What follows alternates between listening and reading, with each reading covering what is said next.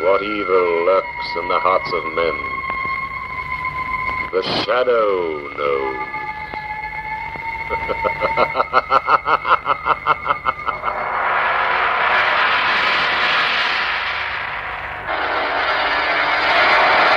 Once again, we bring you the thrilling adventures of The Shadow, the hard and relentless fight of one man against the forces of evil. These dramatizations are designed to demonstrate forcibly to old and young alike that crime does not pay.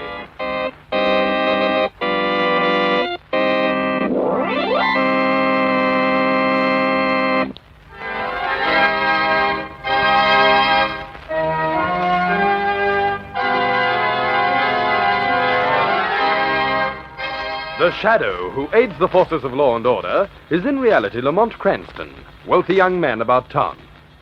Years ago in the Orient, Cranston learnt a strange and mysterious secret. The hypnotic power to cloud men's minds so they cannot see him. Cranston's friend and companion, the lovely Margot Lane, is the only person who knows to whom the voice of the invisible Shadow belongs. Today's drama, The Sword of Dengri-La.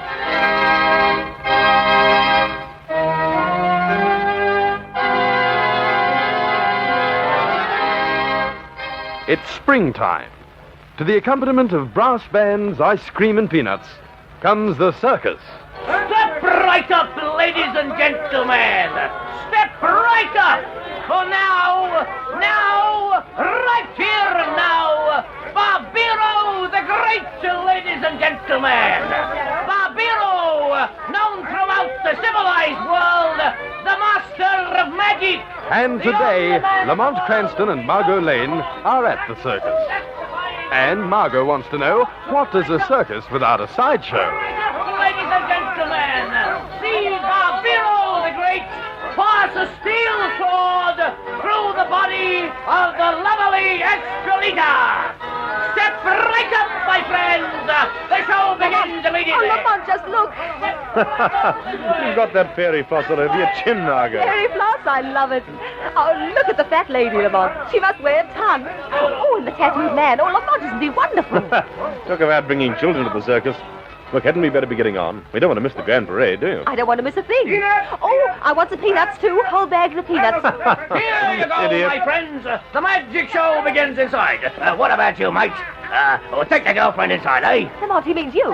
One ticket, please. Yes, sir, the show's going non-stop. See the lovely Estrelita placed in the magic basket. Watch Barbero pass a sword of solid steel through a lovely body. Come on, my friend, it won't break you. Take the lady friend to see the biggest show in town.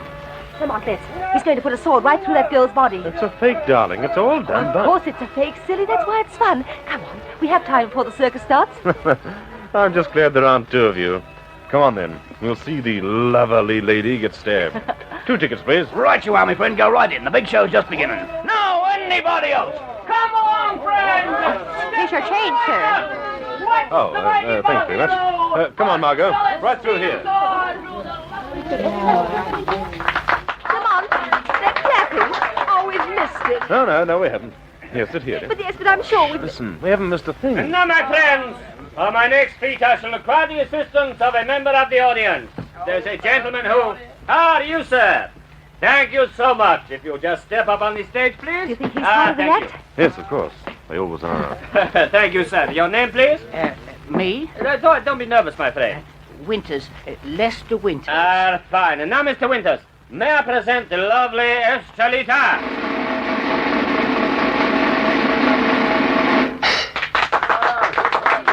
Master! And my assistant, the girl of wisdom, Lady of the Occident, Madame Irene.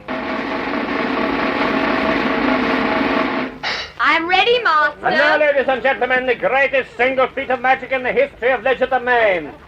If you'll stand to the side, Mr. Winters, please. Here? Fine, sir, yes. And now my assistant, Madame Irene, will assist the lovely Estrelita into this wicker basket. Estrelita, if you don't mind, please. It's a regular basket, Lamont. You can see it's empty. Yeah, sure it is, Margot. But don't you see? Listen. And now, I take from this velvet pillow the sword of Dengri-La. Watch closely, Mr. Winters, please. Yes, sir. The steel sword of Dengri-La. I bend it so. I strike it so. And I strike it against a solid block of wood, so. Now, Mr. Winters, are you satisfied that the sword is genuine solid steel, sharp, deadly, and terrible? It is, yes, sir. Lamont, it is a regular sword. It collapses, Margot. As soon as he pushes it into the basket, it folds up like an accordion. Oh, Killjoy. Are the spirits of Dengri-La in attendance, Madam Irene? They are here, O master. And you, lovely Australita, are you ready to pass into the unknown land of the spirit? I am ready, O master. We're going to miss the parade, Margot. Let's leave. Now, but he's going to put the sword through her, Lamont. Oh, wait. Barnum was right, darling. There's one born every minute. The lovely Australita is in the magic basket. As you can see plainly, my friends, only her beautiful head is visible. Now then, I take the sword of Dengri-La in my right hand, thus. Ready, Australita? Ready, O master. Watch closely, Mr. Winters, for I shall plunge the sword through the magic basket into the heart of this lovely girl. Oh, Lamont. It's a fake, Selina. Watch it. Newman! Secundus! Plunge! Lamont, how could Lamont he plunged the sword through her? Look at the girl. Well, she's supposed to scream, Margot. It's all part of the act. Pretty convincing job, too. Now, to the amazement of the civilized world, I withdraw the sword from this lifeless girl's body. Why, there's blood. Lamont, look at his. That's tomato sauce, darling. Come on. And I command you, Estrelita, to rise. I command you, Estrelita, to rise. Lamont, she... Rise! Dan! Dan, she... Oh! Stop the drum. Stan, stop the drum. Jane! Lamont, there's something wrong. Margot, Jane! Mister, I think she's... Margot, there is something wrong. That girl is dead. Oh, no. I'm going up into that stage, Margot. He's killed that girl right in front of our eyes.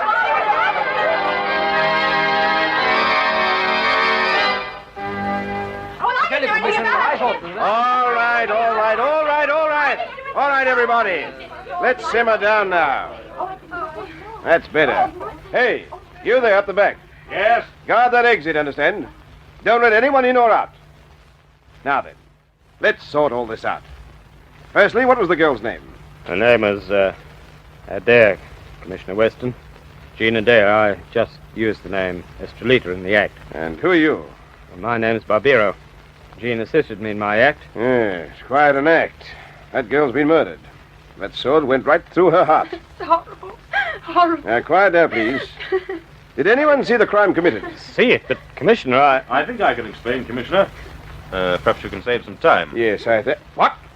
Cranston. Lamont Cranston. Now, how did you get in here? And Miss Lane. Well, we didn't get in, Commissioner. We were here. We were in the audience. That's right, Commissioner. Lamont and I saw the whole thing. Oh, you did, eh? Well, then perhaps you can tell me just... Look, Commissioner, can't you conduct your inquiry somewhere else? You're ruining business for all the other sideshows. The boys are kicking up a fuss. And who are you? And this is the owner of the sideshow, Commissioner. Steve Hines, isn't that right? Yes, that's right. So you know all about it already, do you, Mr. Cranston? Well, I know enough to explain it to you, Commissioner. The victim, Jean Adair, was placed in the basket there. Then Barbero here took the sword. Hey, wait a minute. What sword? It's here, Commissioner, on this pillow. Oh, all right, only don't touch it. Well, Barbero took the sword and plunged it into Jean's body, through the basket, naturally. Oh, naturally. The sword is supposed to collapse. Isn't that right, Barbero? Of course. It was all a mistake, a terrible mistake. You're darn right it was a mistake, my friend. And mistake or not, you killed that girl. I tell you, the sword was supposed to collapse. It's part of the act. Never mind that. Now, who are the rest of you? You. Yes, sir. Me? What were you doing here? This is Mr. Winters, Commissioner. Lester Winters. He came up out of the audience to witness the trick. Well, you seem to know just about everything, Cranston. No, not quite, Commissioner, not quite. All right, then. Who are you? Allow me, Commissioner. Miss Irene here acted as Barbero's assistant. Rusty... where's Rusty? Somebody want me? Ah, yes, Rusty's the barker outside the tent. Miss, what was your name again, please? Dixie Laverne. And my real name is Hanson. Oh, well, Laverne will do. Dixie sold tickets just outside the entrance to this tent. That's about all, Commissioner. At the time of the murder itself, there were 4 people on the stage. Barbero, Irene, Mr. Winters, and, of course, poor Miss Adair. Of course. All right, then. So in the act, you're supposed to stick a sword into the girl, eh? Only this time it didn't collapse the way it's supposed to. correct? Yes, Commissioner, but as I told you, something must have happened to the sword. That's all very well, but the fact remains you were the only one who actually plunged the sword into the Adair girl's body. In short, you killed her. But I tell you, that sword was in perfect condition when I left my dressing room trailer. I inspected it carefully before every performance. Before this one, Barbero? Of course I did.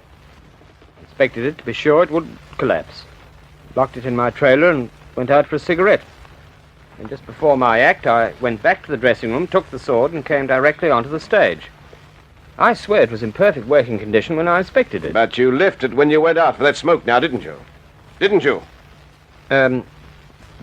Yes, I did, but I locked my dressing room door. Was anybody with you, Barbero? While you were out, I mean. I was. Oh, wait a minute. You're the manager, are you? I own the show. Look here, boss. Can't we get this inquest moved out of here? The crowd outside's blocking the whole limelight. Yes, Commissioner. Now, just a minute, all of you. Sword or no sword, as I understand it, this magician Barbero killed the girl. Any way you look at it, it's a case of accidental murder. Correct? A case of manslaughter. The sword was supposed to collapse, and it didn't. You want my opinion? That's the case in a nutshell. I think you ought to change the charge, Commissioner. You do? And why, may I ask? He admits he put the sword into her. Clear case of manslaughter. Have a look at this sword, Commissioner. See this little spring here? Well, Cranston? It's been bent, Commissioner. I'd say deliberately bent. What? Oh, no, it couldn't be. While you were out for that, smoke, Barbero, at any rate, somebody deliberately bent this spring so that the sword would not collapse. In other words, someone deliberately murdered Jean Adair.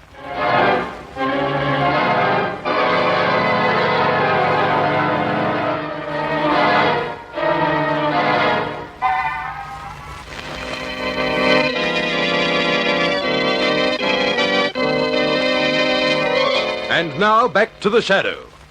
It is early next morning. Lamont Cranston and Margot Lane have returned to the circus in search of clues. Lamont, really? It's bad enough to get me up at the crack of dawn, but what are we doing here? I thought you liked the circus, Margot. Not in the morning, I don't. Oh, there's the tent over there. The one with the screen door. Whose tent? Steve Hines, the manager. The one who owns Barbero's show. Barbero.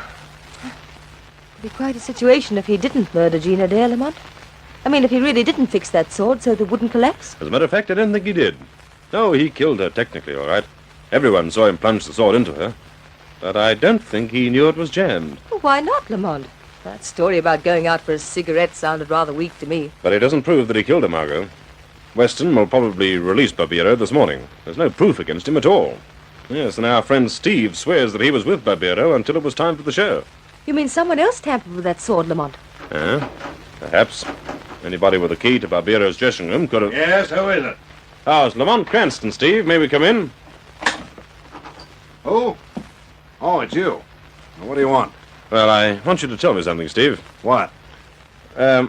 Let's suppose the murder wasn't a murder at all, that it was an accident. Pure and simple accident. All right, so it was an accident. Barbero's released and the show goes on, correct? Of course the show goes on tonight. Yes, but you haven't got a girl, a new Estrelita to get in the basket. Ah, but we have.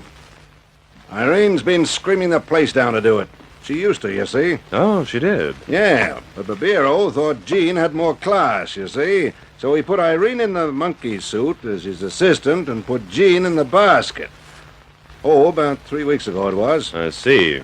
So Irene can now step back into her old role as Estrelita tonight. Of course she could, but she won't. Barbero won't let her. He'll give the job to Dixie. The ticket girl? Yes, she wants the job, too. Dixie, eh? Dixie Laverne. Yeah. And if you ask me, that girl isn't as dumb as she looks. Huh? I'm not saying anything, mind you, but if I was you... Dixie wanted Jean's job, you know. Yeah, she wanted it pretty bad.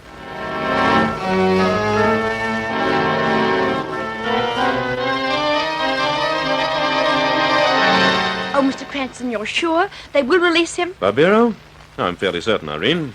In fact, he ought to be released for tonight's performance. The commissioner can't hold him without evidence, you know. Tonight's performance? We understand you'll be the new Estrelita, Irene. The new one? Look here, I am Estrelita. I've been doing the act for years. And Dixie Laverne. She's able to do the trick, too. Dix? Oh, yes, there's nothing to it. But if there's a new Estrelita tonight, you're going to be it. Is that right, Irene? Oh, gee, Mr. Cranston, I hope so. Getting back into one of the principal roles in the act would mean a lot to me. Well, I certainly hope you're successful. Are you ready, Margot? I'm right with you, Lamont. Wait a minute, Mr. Cranston. Don't move. Yes, but... There's someone outside the tent. Listening. I can see a shadow. Lamont, she's right. Keep on talking, Margot. Say anything. Well, if you want my opinion, it's a closed case. In the first place, it was... Here, you, come back here. You! Who is it? Who? Rusty! Let go of me, you big lugger. Let go. Now, friend the Barker. I'm sorry, old man. Irene was just interested in who was eavesdropping. Perhaps it's a good thing I do hear what's going on around here. Like Dixie, for example. What about her, Rusty? Nothing, Irene. Only I got an idea that if you're gonna do the Estrelita act from now on, Dixie ain't gonna like it very much. Dixie's a funny girl. She didn't like Jean very much either. A very funny girl. Lead on, Lamont. It's only noon. I'm practically tireless. Then you can rest, Margot. We're finished. Finished? But you don't know who tampered with that sword. Barbero, Rusty, Irene, which one of them? Yes, and Dixie, don't forget about her. I was just coming to Miss Laverne, Margot. I think it's time I paid her a little call. Oh, good. Where's the tent? Right here. Only we're not going in. We're not? I have an idea, Margot, that Dixie will be much more cooperative if she's visited by our old friend, the Shadow.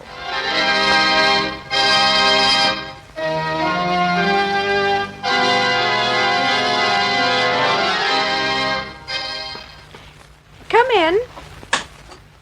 Now look, whoever you are... Funny, I could have sworn I heard somebody outside. Yes, and the door, too. I'd better get a grip on myself. You did hear someone, Dixie. Hey, where are you? I'm right here beside you, Dixie. Hey, cut out that funny business. This isn't funny business, Dixie. This is the Shadow. The shadow? But I can't see you. Where are you? No one sees the Shadow, Dixie. But the Shadow sees you. And he knows, too. He knows about you and Jean Adair. Me and Jean? You wanted her job, Dixie. Isn't that why you fixed the sword so it wouldn't collapse? Isn't it? No, I tell you. No, I didn't kill her, honestly. Don't lie, Dixie. The Shadow knows. But I didn't, I tell you. Listen to me, Shadow. If you want to know who fixed that sword, ask Irene. She had a key to Barbero's dressing room. I swear it, Shadow. She had the only other key besides Barbero's. You know that, Dixie? She's married to him. Barbero and Irene are married. Does Irene know that you know she's married? You're darn right she knows. That's why I'm going to be the new Estrelita. If she lifts her finger to stop me, I swear I'll tell the commissioner that Irene is his wife. That she's got a dressing room key in her pocket. You've threatened her, Dixie? You've told Irene that she must let you be Estrelita tonight? Yes, I threatened her. I sent her a note this morning. I told her I'm getting the job, and if she stops me, I'll tell. That was foolish, Dixie. Very foolish. But I'm not going to let her get it. Barbero tossed her out when he fell for Jean, and now it's my turn. Exactly, Dixie. Now it's your turn. But what do you mean? I mean you must get out of here, Dixie. You're not to be Estrelita tonight. Yeah, but... Do as the Shadow says, Dixie. Leave here now. And stay away, understand? You must not be Estrelita tonight. Now? Leave now, Dixie. Remember my warning. The Shadow knows. I've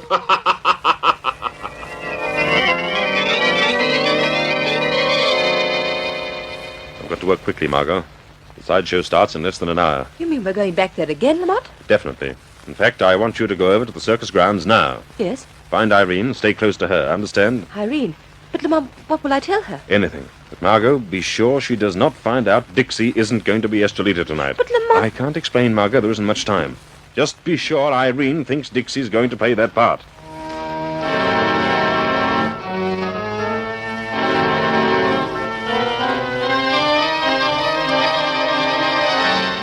Please, Mr. Cranston, I don't want to go back to that sideshow. I don't want to get mixed up in all this. You've got to, Lester. It's going to be a very special show tonight. Very special. And we want you there.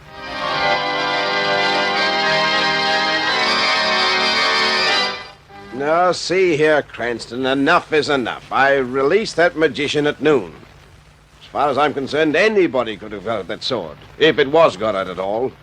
And I haven't got enough evidence to hold anybody. I know that, Commissioner. I simply think you ought to see the show tonight. In 20 minutes. What are you up to, Cranston? A little entertainment, Commissioner. The same show I witnessed last night. Same magician, same Lester from the Orient, same trick. Only tonight, a new girl in the basket. Come on, I promise you it won't be dull.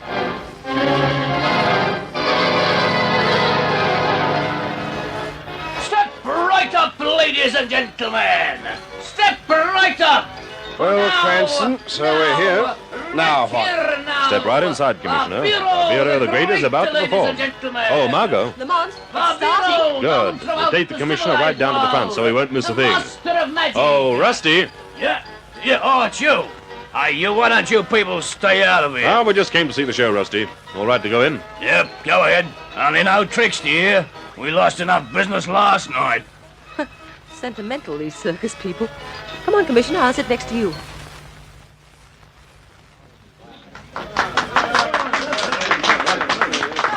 Margot, what about Irene? It's all fixed, Lamont. I didn't leave her for a minute. I said I was guarding her. She thinks Dixie's going to be Estrelita. So does Barbero. Ah, that's fine. By the way, just where is Dixie? Oh, she's at my flat. She came to see me when the Shadow made her leave here. I told her not to leave until after this performance is over. Here we are. We can sit here. Miss Lane, you sit down Thank there. you, Commissioner. Pay attention, Commissioner. This ought to be quite a trick. And now, my friends, for my next feat, I shall require the assistance of a member of the audience. If there is a gentleman who... you, sir. Thank you so much. If you'll just... You. Yes, sir. What are you doing here? I don't know. Ladies and gentlemen, this gentleman, he... Get on with the show. Your name, sir? Winters, Lester Winters. Fine. And now, ladies and gentlemen, may I present the lovely Estrelita. The lovely Estrelita. And the lovely Estrelita is 10 miles away. See what he does. Irene, Yes, Dan? where's Dixie? Didn't she hear a cue? I don't know. I didn't see her all evening. Now, if Steve only gets the audience started. Hey, get going up there. Good old Steve. Did you tell him to do that, Lamont? Oh, vaguely, Margot, only vaguely. Now, keep your fingers crossed. Dan, do something. They'll walk out. Ladies and gentlemen. I want my money back. Dan! Ladies and gentlemen, in the absence of the lovely Estrelita, I will perform the greatest single feat of magic in the history of legend of man with my beautiful assistant, Madame Irene. Dan, no. We were right, Margot, we were right. Lamont, I don't understand. Irene thought Dixie would be in that basket tonight, Margot. And perhaps, just perhaps, she's fixed that sword again. Lamont, no. My assistant, the beautiful Irene, will place herself in this empty wicker basket. If you please, Madame Irene. Dan, no, I can't, I tell you. Get in, you fool, get in. You've been wanting this job back for weeks. Dan, no. Get in. I place the beautiful Irene in the basket, so... Dan, you're hurting my arm. And I take the sword of Dengri-La from this velvet pillow, so... Watch closely, Mr. Winters. Yes, sir, I am. Dan, in heaven's name, don't, I tell you. Quiet, you fool, quiet. You know the trick. Just scream when you feel the sword collapse. And now, ladies and gentlemen, I will pass this genuine, solid, sealed block through the heart of the lovely Irene. Dan! New man! Dan, I've got to get out of here. Dan, don't! Shut up, shut up. New man! Secundus! Run! No, stop it! The sword's fixed, Dan, you'll kill me! The sword won't collapse! Cranston, did you hear that? I heard it, Commissioner. If you'll step up on the stage, Madame Irene is all yours.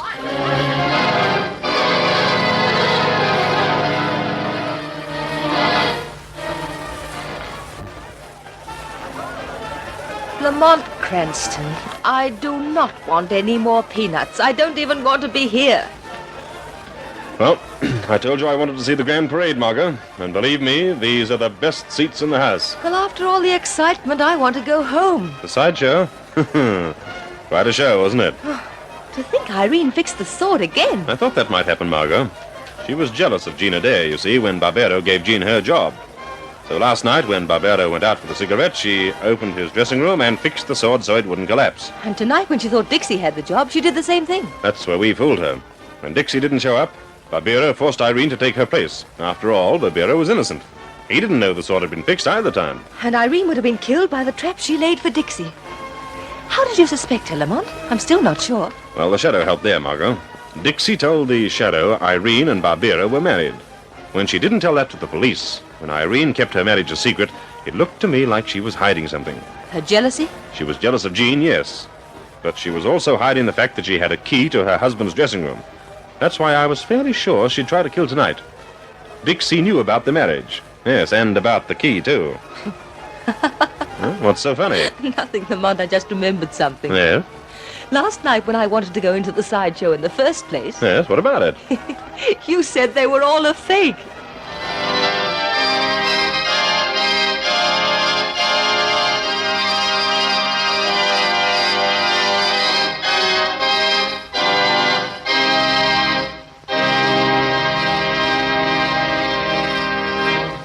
In a moment, I'll return and bring you further news of The Shadow.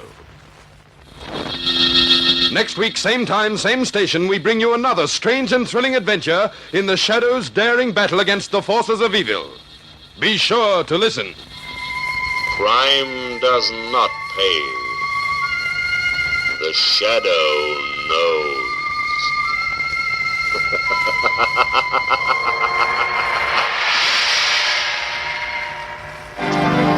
This feature is produced by Reg Johnston for Grace Gibson Radio Productions, a masterpiece of suspense.